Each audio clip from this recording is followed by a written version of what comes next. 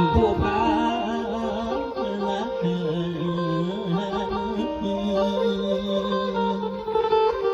ฟ้า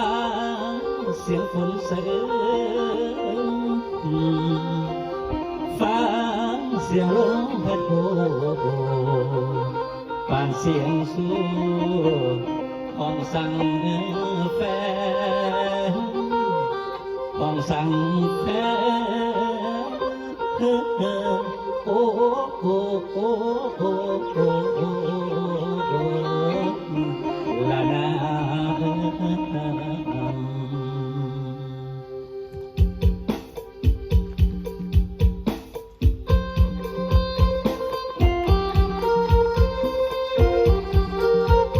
เอาใจคุณพ่อผ่านคุณพ่อนะครับวันนี้ก็จะได้เจอหน้ากันราคาโกงพ่อเลย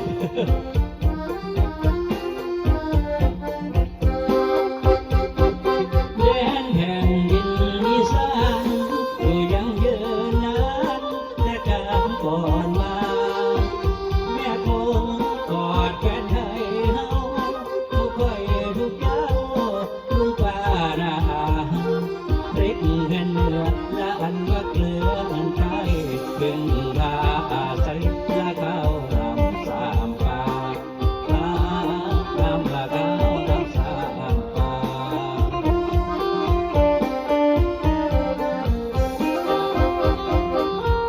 จากเชือกเขาไกล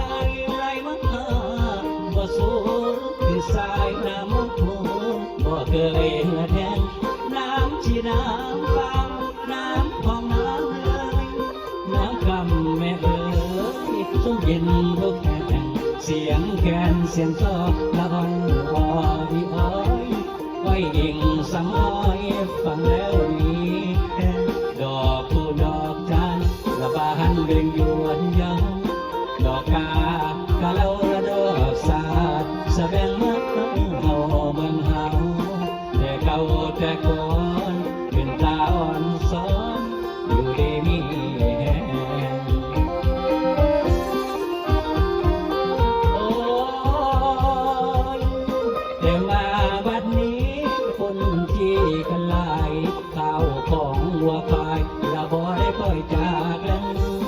เป็นจังได้นอมีพ่อมีแม่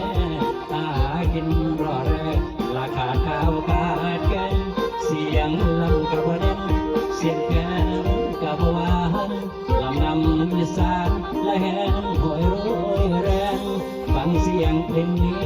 อยู่ดีมีแห่งเช่นบ้านพบแห่งเดือพี่น้องหมู่เฮาพี่น้องและพี่น้องหมู่เฮา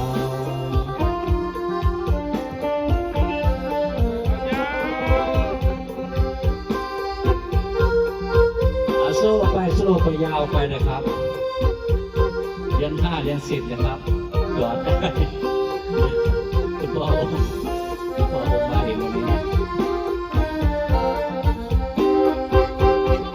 โอ้ยแต่มาบัดนี้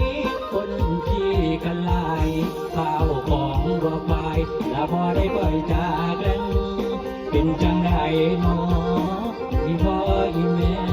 หากินรอแร่ละขาดข้าวขาดแกงเสียงรำกับแดนเสียงแก้มกับหวาน